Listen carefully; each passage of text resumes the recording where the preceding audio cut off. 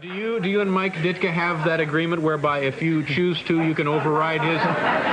We have a lot of agreements. They don't always work, but... McMahon was just a rebel, man. Quarterbacks at that time were pretty. They were pretty, they were respectable, and then comes this guy out of BYU who has a mohawk. Kick that mother ass! Jim McMahon was kind of the anti-Johnny Unitas. He was just like sunglasses and cool, looked like he was stoned when he was playing. He was like, the rock and roll quarterback. He was a 1980s John Hughes movie antagonist-looking dude. Like, he looked like a bad guy in one of those movies. The headbands, that jaw. With his Ray-Bans on, you knew there was going to be a bud in his hand seconds after the game finished. I have a good time. Thursday nights, usually I'll go out with the linemen and have a few drinks, and Sunday after a game, but other than that, I really don't drink a lot.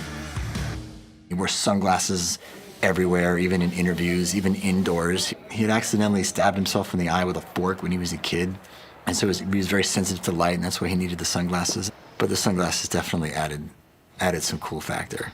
McMahon in the dark glasses, of course. I mean, he was headbutting linemen after scoring. You get your hands up first, then you see if you can go find a guy to bump heads with. And is writing things on sweatbands and wearing them and getting fined for it.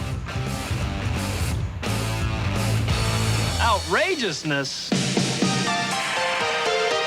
Outrageousness. It's nothing more than a way to wake people up. Especially yourself.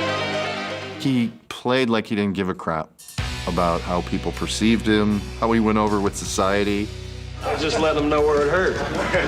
How he got over with the coaches, specifically Ditka. He would override Ditka's calls, and Ditka would throw his clipboard down, and then his clipboard would knock his headphones off. He was so angry at McMahon for flagging down the run play. Damn it!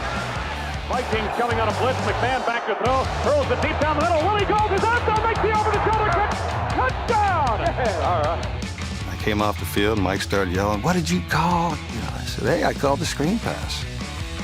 He said, "Why'd you throw it to Willie?" I said, "Because he was open." So what are you bitching at? We just scored, He was just fun to watch. But McMahon had a real knowledge of the game.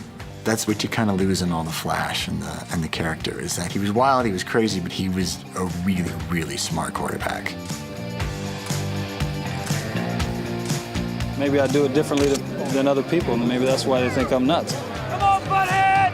The spirit of that team, and it was a Star Wars cantina of personalities. Jim McMahon was really the glue that bonded that Bears team together, the life and soul of every party, and there were so many parties. Good-natured humor among the fellas.